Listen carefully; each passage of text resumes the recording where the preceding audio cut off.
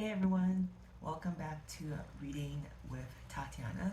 Today I'm reviewing The Seakeeper by Diane Wilson, and I gave this book a 4 out of 5. My Booktuber shout today goes out to, and I'm sorry if I say the name wrong, is Nisha Lee, and she has took a break from Booktube for 10 years and has returned back. So she posted a Booktube newbie video. It's her only video on the channel. I think she either started a new channel or something like that. So show her some support as she returns to Booktube. And as always, if you're watching this video, I always will appreciate if you hit the subscribe button, give this video a thumbs up, and comment down below if you have read The Seakeeper or any other of Diane Wilson's works.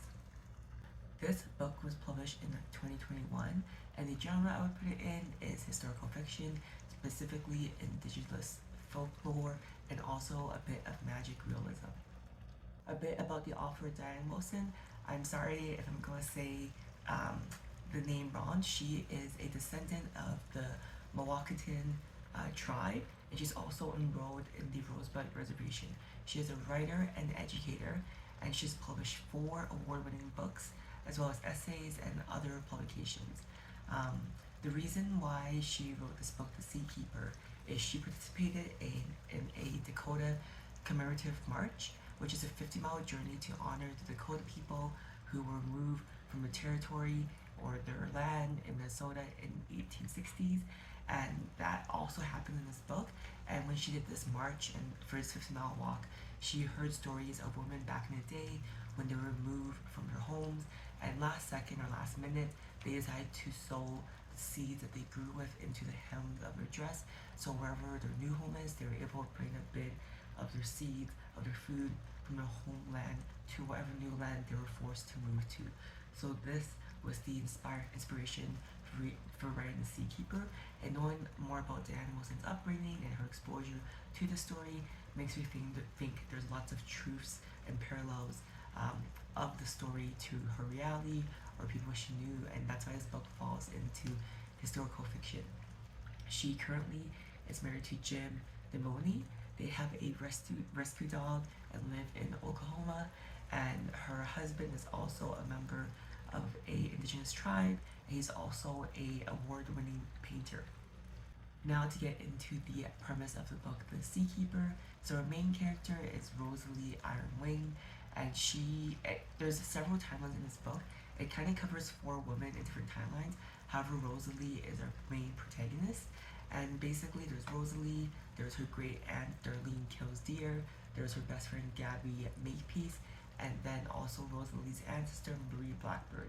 And basically the story kind of goes between these 4 women's stories about their resilience and their ways to preserve their stories, their indigenous culture, and also Rosalie to preserve the seeds that she received from her ancestors.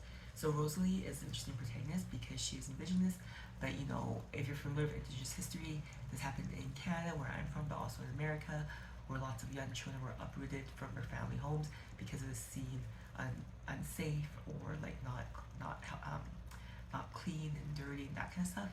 So Rosalie is indigenous and she was raised by her father. However, at a very young age, her father had died, so had her mom.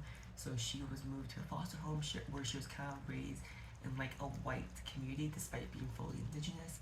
And then she eventually marries a white farmer called John, and she lives this life being like this indigenous person in this very white community, but she was protected because she was married to a white man. And her and her husband have this kind of like, it's not like a fully abusive or even fully romantic relationship, it's just they share this life together. But anyways, he dies, not a spoiler, happens really early on, and Rosalie has an opportunity to return back to her childhood home, return to her roots, and learn about where she came from. And this book is just really great because even though it goes through so many timelines back and forth, it's done very beautifully, and you really come to learn about Rosalie's history along with her, and it's just really enjoyable and very beautiful. And also, like, it's very rare that, you know, I feel like indigenous books, it kind of like also paints like a white man being bad, but there's a lot of like sympathy for her husband John, and just getting his story shown as well, and how sometimes everyone's just kind of doing best given what they're given even though it's not the right thing. So the book did a really good job of doing that. Common themes I found in this book, there are tons, is learn about your roots and where you came from, being caught between two cultures. Rosalie had that because she was raised indigenous, but then grew up in a white foster family, and then also having a son with a white farmer, and her son being caught between two cultures, where ultimately he kind of chose to be American and be white, and also the idea of our relationship with food and growing our food. And this book also talks about using seeds that are genetically modified or not, because Rosalie and her husband are farmers, and then in this book the time it's set in is that these farmers from these big corporations come and be like, use our fertilizers, use our seeds, and then it forces all these natural seeds to be like weeded out, and the idea of that. It was just really interesting because I remember growing up learning about, I think, Monsanto, which is like this corn corporation that kind of swept across America, where it forced farmers to use this genetically modified seed that would yield bigger crops, but then I think in the long run it would be very impactful, and also like these seeds would like weed out farmers that didn't want to buy into this program. So it's kind of like bullying them to using their seeds. So yeah, that was very interesting. Things I didn't like about this book, there wasn't much I didn't like. I really enjoyed reading the book. I didn't give it a 5, but something was missing for me. But to be honest, if I think about it, there wasn't a lot that I didn't like. I quite enjoyed reading this book.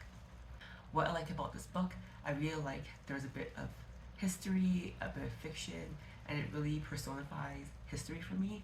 I really like historical fiction. I don't really like history textbooks, and I really enjoy the different timelines and how the characters are all connected through the different generations. And I also like, as I mentioned before, that instead of being the white man is bad, this story told through the lens of Rosalie gave a lot of empathy for her husband and white people as well. On Goodreads, this book got an average of 4.32 out of 5, which I think is pretty accurate. Bad reviews where people felt it was slow paced. They felt, and a lot of people recognized that the story just wasn't for them. They weren't able to relate to the characters, or weren't able to connect with the story, and that's okay. Not every book is for you.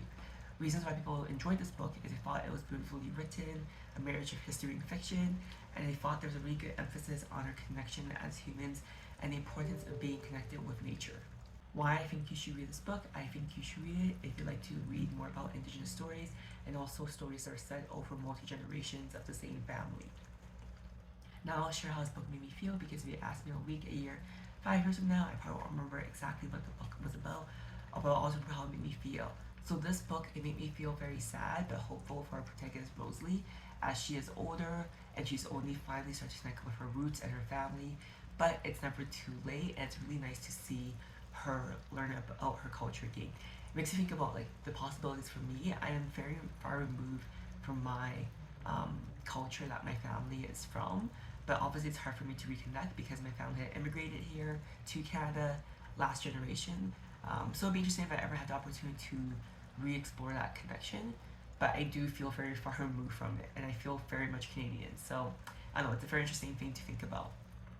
Thank you for watching until the end of my book review for The Sea Keeper by Diane.